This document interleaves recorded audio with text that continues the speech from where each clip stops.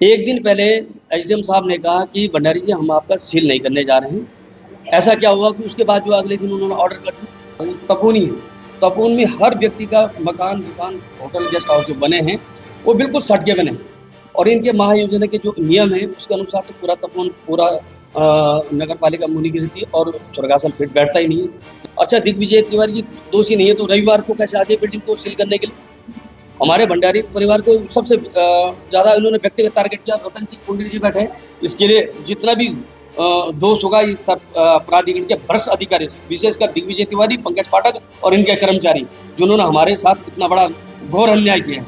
जन आंदोलन करने जा रहे हैं और इसमें हमारे जितने भी सहयोगी दल हैं, हम जो गैर राजनीतिक ढंग से इस बात मुद्दे को उठाने जा रहे हैं और इसके जिम्मेदार ये भ्रष्ट अधिकारी हैं जो जिन्होंने रविवार के दिन हमारी बिल्डिंग को टारगेट करके जो है सीलिंग की कार्रवाई की है। देखिए, मेरा एक कहना है कि जब सन 60 से भूमि बंदोबस्त हुआ ही नहीं है और सन 92 में उन्होंने जो है भूमि बंदोबस्त नाम मात्र के लिए किया, लेकिन वो भी अपूर्ण तरीके से किया। जब भूमि बंदोबस्त हुआ ही नहीं तो प्राधिकरण का क्या औचित है? पहले तो मेरा माननीय मुख्यमंत्री सरकार, उत्तराखंड सरकार से निवेदन है कि पहले भूमि बंदोबस्त को दुरुस्त कराए और तभी इस प्राधिकरण को लागू करें। पहाड़ की जो हमारी भौगोलिक स्थिति है उत्तराखंड की, वो बहुत ही विकट है और उनकी स्थिति और परिस्थिति का फायदा उठाकर प्राधिकरण के भ्रष्ट अधिकारियों दिग्विजय तिवारी, पंकज पाठक और उनके कर्मचारियों द्वारा जिस प्रकार से इलीगल तरीके से लोगों का शोषण करके और जो कार्रवाई की गई है वो बहुत ही दुर्भाग्यपूर्ण है।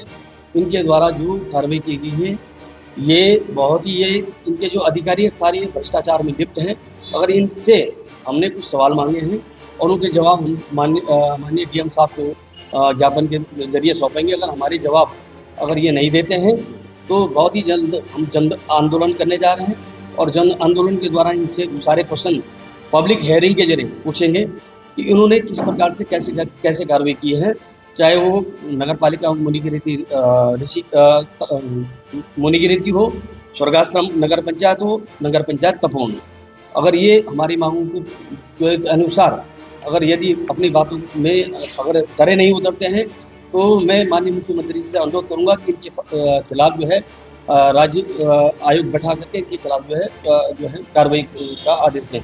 और सबसे बड़ी बात यह है कि हमारी जो, मैं जनरल उदाहरण एक चीज़ देना चाह रहा हूँ, तपोनी है, तपोन में हर व्यक्ति का मकान, दुकान, होटल, गेस्ट हाउस जो बने हैं वो बिल्कुल सट के बने हैं और इनके महायोजना के जो नियम है उसके अनुसार तो पूरा तपोन, पूरा नगर पालिका मुनिगिरती और स्वर्गासन फिट बैठता ही नहीं है। जब ये बैठता ही नहीं है तो इन्होंने कार्रवाई किस प्रकार से की? और सबसे बड़ी बात, इन्होंने जिनके नक्शे पास किए अस्थायी रूप से चाहे अस्थायी रूप से किस प्रकार से किए वो सार्वजनिक किए जाए और जो सरकारी रसीद वसूल करते हैं वो भी सार्वजनिक किए जाए और जिनको इन्होंने सीलिंग के ऑर्डर किए थे और जिनके नोटिस के ऑर्डर थे वो फाइल दबाई गई वो जो फाइलें का है वो सार्वजनिक की जाए। हमारी सार्वजनिक मांग है। हम सबसे पहले जल्द से जल्द जन आंदोलन करने जा रहे हैं और इसमें हमारे जितने भी सहयोगी दल हैं, हम जो गैर राजनीतिक ढंग से इस बात मुद्दे को उठाने जा रहे हैं और इसके जिम्मेदार ये भ्रष्ट अधिकारी हैं जो जिन्होंने रविवार के दिन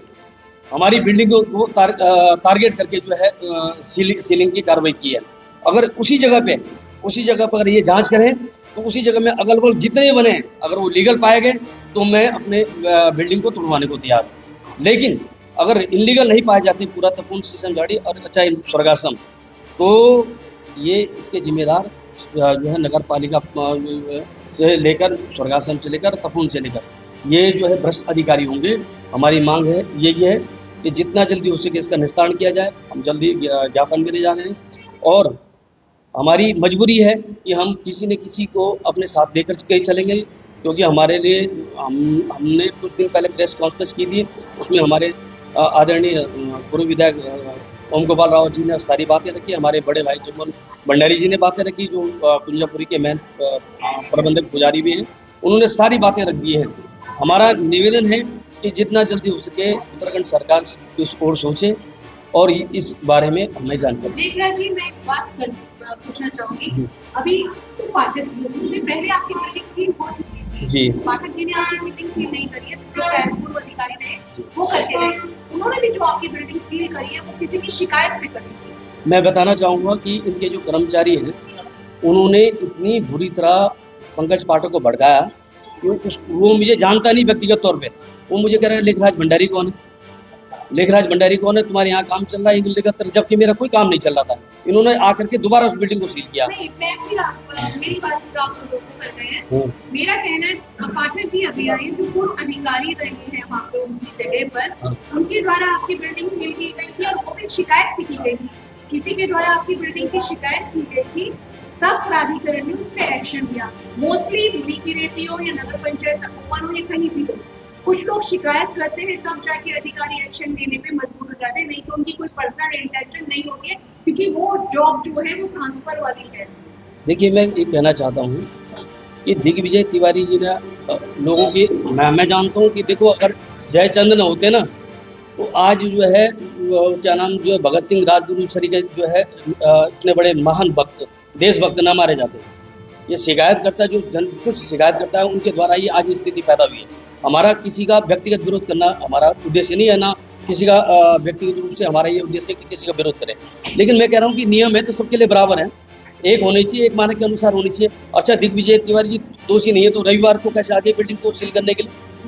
हमारे भंडारी परिवार को सबसे ज़्यादा उन्होंने व्यक्तिगत टारगेट किया। रतन सिंह कुंडली जी बैठे हैं, इनको व्यक्तिगत रूप से टारगेट किया। इनके अगल बगल अगर देखा जाए तो चारों तरफ जो है इनलीगल लीगल सारा बना जाए। मैं आपको उसकी फोटो ही भेजूंगा, आप देखना कि कितने लीगल और कितने इनलीगल हैं। इनके द्वारा जो कार्रवाई की गई है वो सिर्फ जो है दोहरे मापदंड के द्वारा और दोहरे चरित्र के द्वारा दोषपूर्ण और अन्यायपूर्ण कार्रवाई। जो ये प्राधिकरण की कार्रवाई होती है, जो इलीगल कंस्ट्रक्शन होता है वो कंपाउंडेबल होता है। ऐसा क्या है कि आपकी बिल्डिंग कंपाउंड नहीं हो पाई? क्योंकि सरकार को तो राजस्व चाहिए।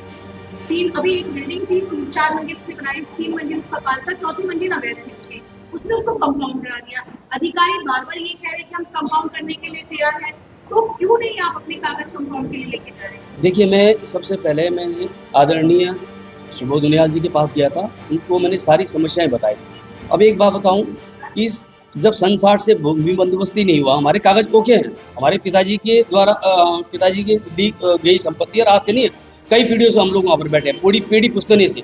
मैं ये कह रहा हूँ कि उसी जगह पे इनका क्या कहना है, क्या है कि नक्शा जो है पर्टिकुलर उसी जगह का नक्शा चाहिए। हमारा ऑलरेडी कागज कंप्लीट है, लेकिन मैं ये कह रहा हूँ कि पर्टिकुलर कहाँ से लाएं, जब सन 60 से बंदोबस्ती नहीं हुआ और 92 में उन्होंने बंदोबस्त किया, वो भी नाम मात्र के लिए किया।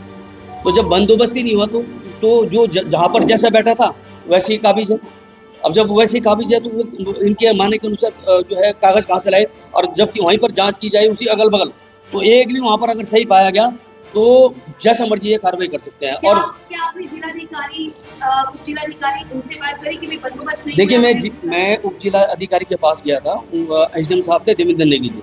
अब देवेंद्र नेगी जी को मैंने सारी स्थिति सब कुछ बताया, तो देवेंद्र नेगी जी ने कहा कि ठीक है, आप अपने कागज लगा दीजिए। एक दिन पहले एसडीएम साहब ने कहा कि भंडारी जी हम आपका सील नहीं करने जा रहे हैं। ऐसा क्या हुआ कि उसके बाद जो अगले दिन उन्होंने ऑर्डर कर दिया। ऑर्डर कैसे कर दिया उन्होंने उसके बाद ऑर्डर किया और जो है हमारी बिल्डिंग को दोबारा सील कर दिया गया। मैं तो कह रहा हूँ कि अगर पूरे तपोवन की और नगर पालिका मुनीगिरी अगर स्वर्गाश्रम की अगर जांच हो गई ना, तो एक भी दुकान, एक भी होटल, एक भी गेस्ट हाउस, चाहे नदी किनारे हों, चाहे नाले खाले हों, चाहे सरकारी भूमि हो, चाहे जंगल भूमि हो, पहले जांच तो करें। और ए से लेकर जेड तक, नए हो चाहे पुराने हो, सब पे कार्रवाई करें ना, बराबर एक समान कार्रवाई करें। ऐसा क्या है, वो इसलिए कर रहे हैं कि देखो कहीं पर निगाहें, कहीं पर निशाना। सही बात तो ये है, मेरे लिए तो इन्होंने कमिश्नर ऑफिस में तक फोन किया कि इसको स्टे नहीं मिलना चाहिए। कमिश्नर साहब जैसे साइन करने वाले थे वैसे लेखराज भंडारी का नाम आया कि इसका जो है स्टे नहीं मिलना चाहिए। तो मुझे क्यों नहीं मिलना चाहिए भाई? और जिनके इन्होंने नक्शे पास किया, क्या वो लीगल है, वैध है? मैं यही पूछना चाह रहा हूँ। और जो इन्होंने सरकारी फीस दी वो क्या वैध है? अगर ये जांच हो गई तो ये सरकारी जितने महकमे में अधिकारी बैठे हैं, कर्मचारी बैठे हैं, ये सीधे जेल जाएंगे। और मेरी मांग सबसे पहले है कि पब्लिक हेयरिंग के जरिए इनको जो है कैंप लगाया जाए और इनको बुलाया जाए। और इन्होंने किस प्रकार से कार्रवाई की है, इससे बड़ा दुर्भाग्यपूर्ण है और इससे बड़ा अन्याय कभी हमने आज तक नहीं देखा। ये जो है बदले की कार्रवाई और बदले की धारण से जो कार्रवाई कर रहे हैं ना, ये तो हमारा दुर्भाग्य। हमारा उद्देश्य थोड़ी है कि किसी का हम विरोध करें या किसी का हम जो है किसी की बिल्डिंग टूटे, किसी घर टूटे। हम तो कहते हैं कि हमारा गाँव, हमारा समाज, हमारा उत्तराखंड है। ये उत्तराखंड के हर कोने में पहुँच चुका है। और इनको अच्छी तरह पता है ये राजस्व अभिलेखों का फायदा उठाते हैं।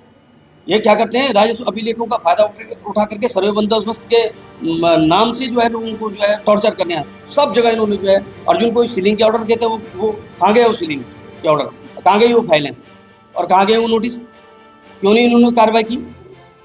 तो मेरा यही कहना है कि उत्तराखंड सरकार माननीय मुख्यमंत्री जी, हम देखिए, हम लोग भी आज नहीं पुराने बासिंदे हैं। मेरे पिताजी स्वर्गीय धर्म सिंह भंडारी जी 25 से 30 साल तपोवन के प्रधान रहे और नयनगर के ब्लॉक प्रमुख रहे।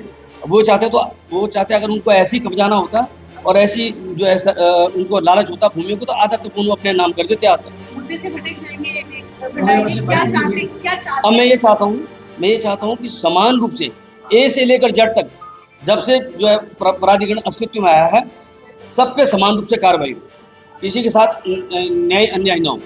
हमारी ये मुख्य मांग है। और अगर नहीं होता है कुछ तो फिर आप क्या करेंगे? नहीं होता तो उसके लिए हम देखिए सबसे पहले डीएम साहब को ज्ञापन देंगे आदरणीय ओम गोपाल राव जी के नेतृत्व में, और उसके बाद सीधा जन आंदोलन करेंगे, सरकार से मांग करेंगे। जब तक हमारी मांगे पूरी नहीं होंगी, जब तक ये अधिकारी पब्लिक हेयरिंग के जरिए हमारी बातों का जवाब नहीं देंगे, हम धरने को छोड़ेंगे नहीं, चाहे उसके लिए हमें किसी भी हद तक जाना पड़े।